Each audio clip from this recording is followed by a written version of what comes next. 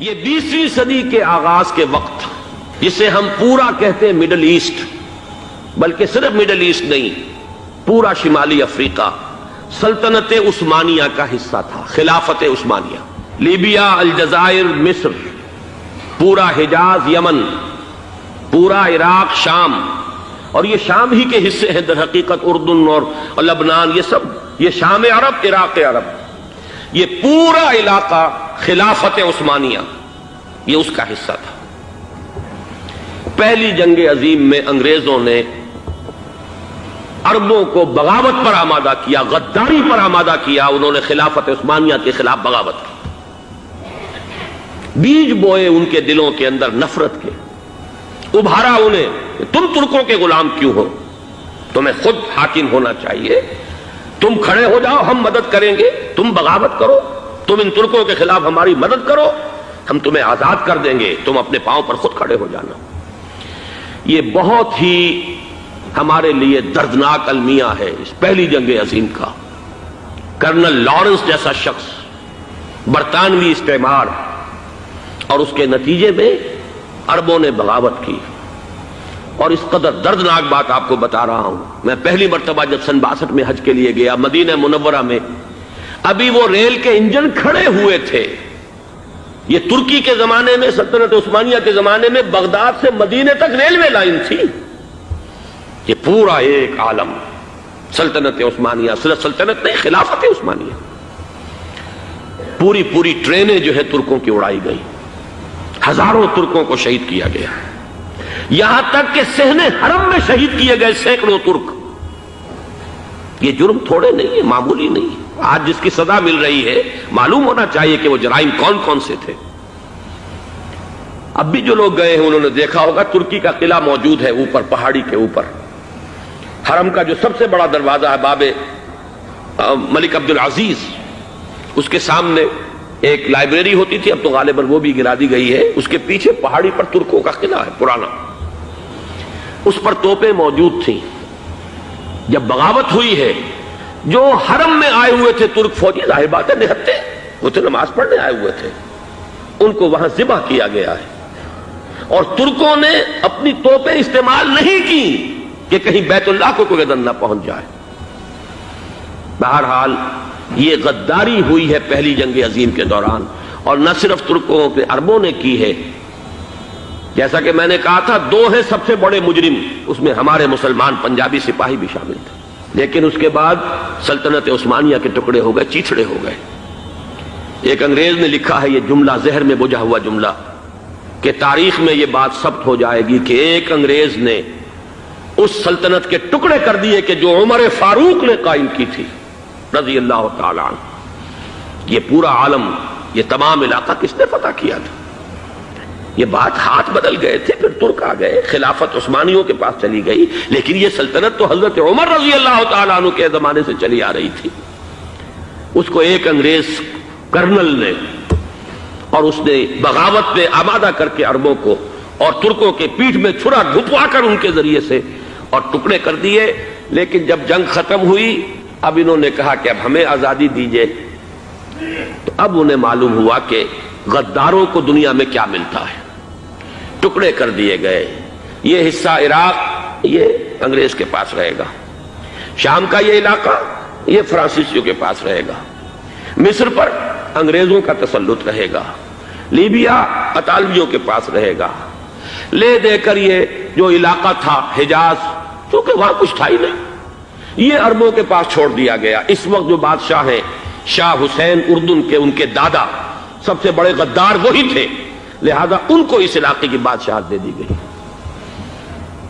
اس کے بعد نجد سے ایک تحریک اٹھی ہے، وہ سعودی جو خاندان ہے وہ نجد سے اٹھا ہے۔ نجد میں اس وقت کچھ بھی نہیں تھا، وہ تو صرف ریت کے تودے تھے اور کچھ بھی نہیں، لہذا ادھر کسی استعماری قوت کو دیکھنے کی ضرورت ہی نہیں تھی۔ وہ تو بعد میں تیل برآمد ہوا اور اس کی حیثیت ہو گئی، اور یہ امارات کا علاقہ جو ہے اس کی دنیا میں اب گویا کہ یوں سمجھیے کہ جو سب سے زیادہ اہم علاقے ہو سکتے ہیں روئے ارضی کے نقشے پر، ان میں سے ایک وہ ہو گیا۔ لیکن یہ اس وقت کی بات میں کر رہا ہوں، کوئی حیثیت نہیں تھی، لہذا اس کو چھوڑ دیا گیا۔ یہ ہے تاریخی پس منظر، یہ لکیریں جو کھینچی گئی ہیں، یہ ایک ملت اسلامیہ کو جو قومیتوں میں تقسیم کیا گیا، پھر نعرے لگوائے گئے المصر للمصریین الشام للشامیین. اب شامی ایک علیحدہ قوم ہو چکے ہیں، مصری ایک علیحدہ قوم ہو چکے ہیں، عراقی ایک علیحدہ قوم ہو چکے ہیں. یہ ساری تقسیمیں استعمار کی پیدا کرنا ہے، اس کا کوئی تعلق اسلام کے ساتھ نہیں. اب ضرورت تو اس بات کی تھی کہ استعمار کے پنجے جب یہاں سے کچھ ہٹے، دوسری جنگ عظیم کے بعد ایک دور آیا، امریکہ ابھرا ہے دنیا کی عالمی سطح پر سیاست میں. برطانیہ کمزور ہو چکا تھا، وہ اتنے بڑے علاقے کو اب ہولڈ نہیں کر سکتا تھا. ہندوستان بھی آزاد ہوا، پھر یہ کہ اور دوسرے علاقوں سے بھی اس کو پسپائی اختیار کرنی پڑی. استعمار کے پنجے جس طرح بھی ہوئے، ان کے سینوں سے، عربوں کے سینوں سے جو ہے گویا کہ وہ ہٹے. لیکن امریکہ نے ایک اپنی بہت بڑی حکمت عملی جو اختیار کی، عالم عرب کے سینے میں اسرائیل کا خنجر پیوست کر دیا تاکہ یہ کبھی آزاد نہ ہو جائیں، ہمارے انگوٹھے تلے رہے، ہماری پالیسی گورن کرے. یہ استعمار کا دوسری جنگ عظیم کے بعد جہاں برطانوی استعمار، فرانسیسی استعمار رفتہ رفتہ یہ ہٹنے شروع ہوئے. صدر ناصر نے انگریزوں کو اٹھا کر پھینکا میڈیٹرینین میں اور دوسرے جگہوں سے. الجزائر نے آزادی حاصل کی فرانس سے، اطالویوں سے جو ہے لیبیا والوں نے آزادی حاصل کی. یہ ہو گیا، لیکن ایک خنجر پیوست کر دیا گیا اسرائیل کا سینہ عرب میں. اس صورتحال میں ظاہر بات ہے کہ ایک تو بڑی آئیڈیل پوزیشن تھی کہ پورا عالم اسلام متحد ہو، لیکن وہ تو بہت دور کا خواب معلوم ہوتا ہے. علامہ اقبال سے بڑا کوئی نقیب نہیں ہے ملت اسلامی کی وحدت کا، لیکن انہیں بھی اپنے لیکچرز میں کہنا پڑا کہ اس وقت جو صورتحال ہے پورے عالم اسلام کی ایک وحدت بن جانا تو تقریباً ناممکن نظر آ رہا ہے. اگر کسی طرح ایک common wealth of Muslim nations وجود میں آ جائے تو بھی بڑی کامیابی ہوگی. لیکن اس سے بھی پہلے یہ تو زیادہ آسان تھا کہ عالم عرب ایک وحدت کی شکل اختیار کر لے. یہ تو ایک قوم ہے، اکثر و بیشتر ایک نسل یا زیادہ دو نسلیں کہتی تھیں. شمالی افریقہ میں بربر نسل بھی ہے، باقی تو سب عرب ہے. یہ پورا عالم ایک نسل، ایک زبان، یہ تو ایک ہو جائے. افسوس یہ ہے کہ اس کا ایک ہو جانا، ایک شخصیت ابھری تھی جو مذہبی مزاج کی شخصیت تھی، جو دینی مزاج کی حامل شخصیت تھی. اگر اس کی قیادت میں عالم عرب متحد ہو جاتا تو واقعتاً ایک بہت بڑا جو ہے مرحلہ وہ طے ہو جاتا پوری عالمی ملت اسلامیہ کی ایک وحدت اختیار کرنے کا. وہ شخصیت تھی شاہ فیصل شہید کی. اور اس لفظ کے ساتھ ہی آپ کے ذہن میں آ گیا ہوگا کیوں انہیں شہید کر دیا گیا، کس نے کیا کرایا، کہاں سے تعلیم حاصل کر کے آیا تھا وہ جس نے شہید کیا شاہ فیصل شہید کو. اس کی گردن پر کون سوار تھی، وہ یہودی لڑکی کے جس کے فوٹو بھی شائع ہوئے، ایک گردن پر اٹھائے کھڑا ہوا شہزادہ اپنی ایک یہودی دوست کو، لڑکی کو. اور وہی ہے کہ جس نے جا کر پستول سے شہید کیا ہے. جان میں اچھی طرح جان لیجئے، جیسے بارہا میں نے عرض کیا ہے کہ حضرت عمر کو شہید کرنے والا کہنے کو ابو لولو فیروز تھا، لیکن اس کے پیچھے پورا ایرانی نسل پرستی کا جو پورا پس منظر ہے، اسے تو ہر شخص جس کی ذرا بھی نگاہ جو ہے جو صرف منظر کو نہ دیکھ رہی ہو، پس منظر کو بھی دیکھنے والی ہو، وہ تو جان دے گی کہ ابو لولو فیروز ایک فرد کا نام نہیں تھا، وہ ایران کا انتقام تھا عالم عرب سے. بالکل اسی طریقے سے یہ امریکی استعمار کا ہتھ کنڈا تھا، اسے محسوس ہوا.